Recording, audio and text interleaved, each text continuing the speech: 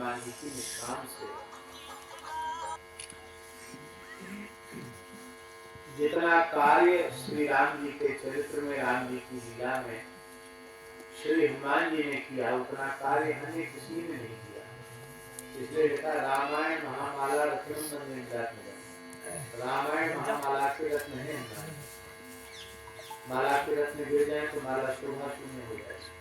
हनुमान जी के बिना राम जी के चरित्र की शोभा नहीं। तो हनुमान जी का चरित्र, हनुमान जी की पूजा आराधना उपासना इतनी अधिक पूरे ब्रह्मांड में प्रतिष्ठित क्यों है, सारी धरती पर प्रतिष्ठित क्यों है, उसका मूल कारण है श्री हनुमान जी महाराज की निष्काम सेवा।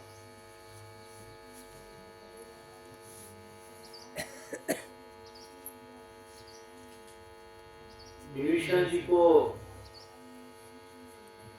भगवान ने लंका का राजा बना दिया। सुग्रीव जी को भगवान ने किष्किंधा दे दी, अंगद को युवराज बना दिया। सबको किसी न किसी रूप में भगवान ने पुरस्कृत किया, पर हनुमान जी को क्या दिया? हनुमान जी को राम जी ने क्या दिया? वाल्मीकि रामायण में लिखा है, एष सर्वस्व भूतम में परिश्वंगो मया कृतः। भगवान कह रहे हैं कि हे हनुमान जी, मेरा सर्वस्व तो मेरा परिश्वंग माने मेरा आलिंगन है। मैं अपना सर्वस्व ही तुम्हें दे रहा हूँ, क्योंकि तुमने जो हमारी सेवा की है उसका बदला मैं चुकाना नहीं चाहता। तुम्हारी सेवा का मैं कर्जदार हूँ, ऋणी हूँ। और भगवान ने भाव में भरकर, भुजाओं में भरकर श्री हनुमान जी को अपने हृदय से लगाया। मानो श्री रघुनाथ जी ने अपने आप को हनुमान जी पर न्यौछावर कर दिया।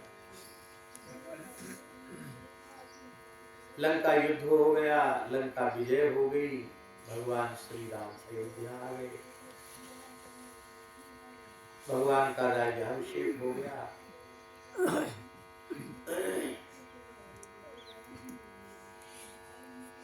उसमें सब राम जी को कुछ न कुछ उपहार अर्पित कर रहे थे। तो बड़े लोगों को उपहार अर्पित करने में भी एक प्रतिष्ठा की बात होती, किसने क्या अर्पित किया। तो ब्रह्मा जी ने भी, शंकर जी ने भी, इंद्र ने भी, सबने कुछ न कुछ भगवान को अर्पित किया। ऋषियों ने भी अर्पित किया, दिव्य मणियां, दिव्य कंदमूल फल अर्पित किए, वनवासी लोगों ने भी अर्पित किए। पर श्री विभीषण जी की भेंट सबसे अंतिम में आई।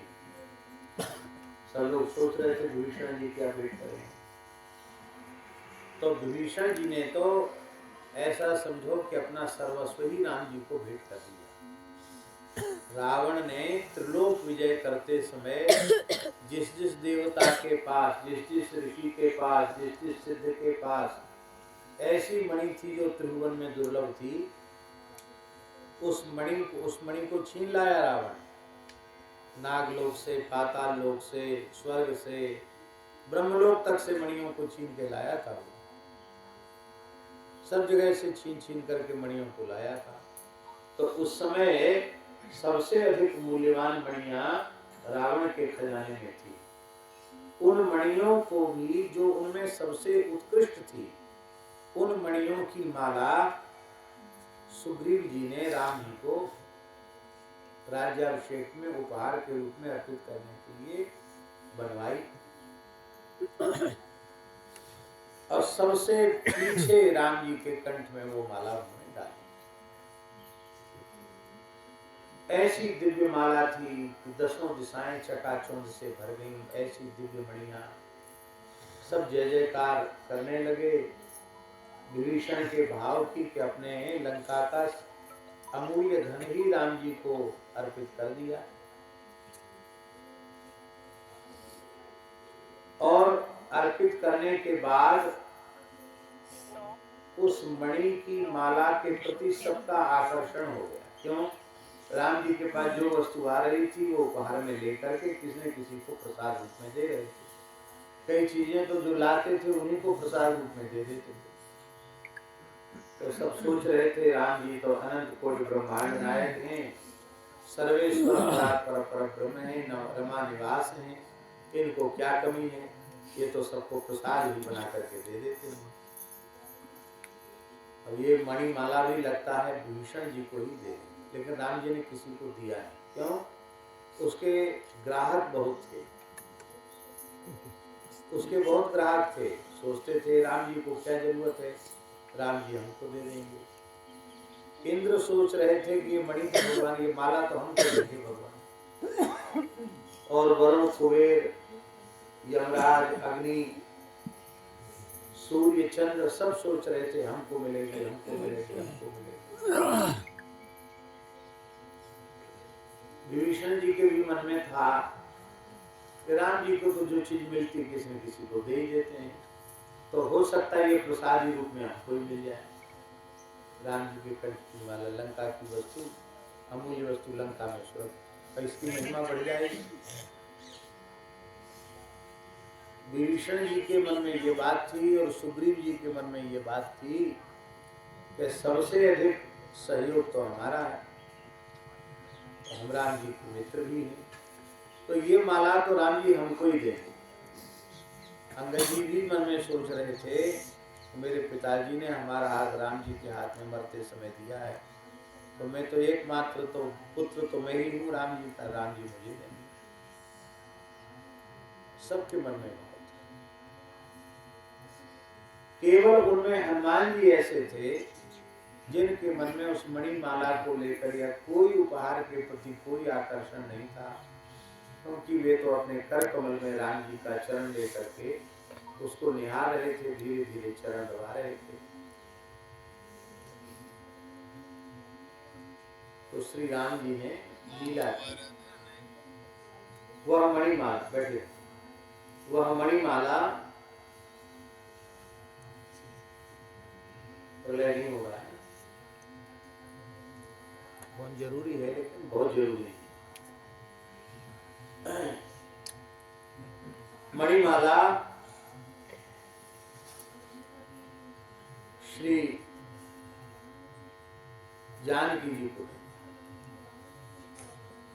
तो सबके इच्छाओं पर विराम लग गया और सबके मन में भी प्रसन्नता होगी कि हाँ भाई सबको सब कुछ दिया, किशोरी जी को तो मिलने चाहिए कुछ ना कुछ। तो अच्छा है ये मणिमाला राम जी ने अपने कंठ से उतार के श्री किशोरी जी के कंठ में रखा। पर श्री जानकी जी तो रघुनाथ जी के जानने वाली है,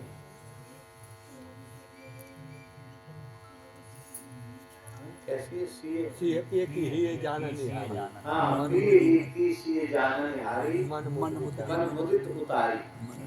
तो अपने प्रियतम के मन की जानकी जी जानती हैं, जानकी जी समझ रही हैं कि ये हमको नहीं दिया है, हमारे हाथ से हनुमान जी को दिलवाना चाहते हैं, सीधे हनुमान जी को देंगे तो लोग कहेंगे लो हनुमान जी को दे दिया। अब जानकी जी जिसको चाहे चाहे अपने पास रखें, चाहे किसी दूसरे को दे दें। तो श्री जानकी जी ने थोड़ी देर पहन करके मुस्कुराते हुए चारों ओर देखा, फिर हनुमान जी को देख करके वो माला से हनुमान जी के कंठ में धारण करा। तो अब माला, जब मणि की माला हनुमान जी के कंठ में पड़ी तो श्री हनुमान जी ने देखा कि ये क्या है। अब तक उनका ध्यान ही नहीं था कि सभा में क्या हो रहा। तो उन्होंने किशोरी जी को देखा तो किशोरी जी मुस्कुराए, तो रघुनाथ जी को देखा तो रघुनाथ जी मुस्कुराए। समझ में आ गई ये माला विभीषण की दी हुई भगवान को भी दी, भगवान ने किशोरी जी को दी, माता जी को दी, माता जी ने उनको दी। तो हनुमान जी युगल सरकार का वात्सल्य स्नेह का विचार करके आनंद में भर गए, मन में सोचने लगे यह माला किसी को न देकर हमको दी, इसका मतलब इसमें कोई न कोई विशेषता है। तो एक एक दाने को देखने लगे कि इसमें श्री सीताराम जी हैं कि नहीं, उनका पवित्र नाम है कि नहीं, पर मणि में कहाँ से सीताराम जी और उनका नाम दिखाई पड़े। तो उस माला को तोड़ दिया उन्होंने और एक एक को देख करके, फिर नहीं दिखाई पड़े तो दांत से, वज्र तुल्य दांत से कड़ाक कड़ाक करके उसको तोड़ दें, बिखेर दें, फिर देखें फिर भी नहीं दिखते। और भगवान हंस रहे थे उनकी इस लीला को देखकर, सबको बड़ा बुरा लग रहा था, विभीषण जी को बहुत खराब लग रहा था। बता मेरे बड़े भाई साहब ने कितने मेहनत की, पूरे 14 भुवन कोष ब्रह्मांड में लूट खसोट की, युद्ध किए, मणियां ले लेके आए। और ये देखो बुद्धिमताम वरिष्ठम ज्ञानिनाम अग्रगण्य हनुमान जी हैं, लेकिन आखिर तो बानर शरीर में है, इनको क्या पता कि ये क्या मणियां, कितनी कीमती मणियां। ऐसा उनके मन में भाव आया। तो उनसे रहा नहीं गया, तो उन्होंने पूछ लिया, हनुमान जी आप क्या कर रहे हैं, क्यों तोड़ रहे हैं? बोले हम देख रहे हैं, अभी तो 2-4 ही तोड़े थे। क्या देख रहे हैं? बोले हम देख रहे हैं कि यह इतनी दिव्य मणियों की माला हमारे कंठ में पड़ी है और साक्षात श्री किशोरी जी ने ली है, रघुनाथ जी की कृपा से मिली है, तो इसमें क्या विशेष है? इसमें सीताराम जी हैं कि नहीं, उनका पवित्र नाम है कि नहीं? तो बिना श्री सीताराम जी के, बिना उनके पवित्र नाम के यह मूल्यवान मणि किसी की दृष्टि में बहुमूल्य हो या अमूल्य हो, पर मेरी दृष्टि में इसका क्या मूल्य, इसलिए मैं उसको तोड़ तोड़ के डाल रहा हूं।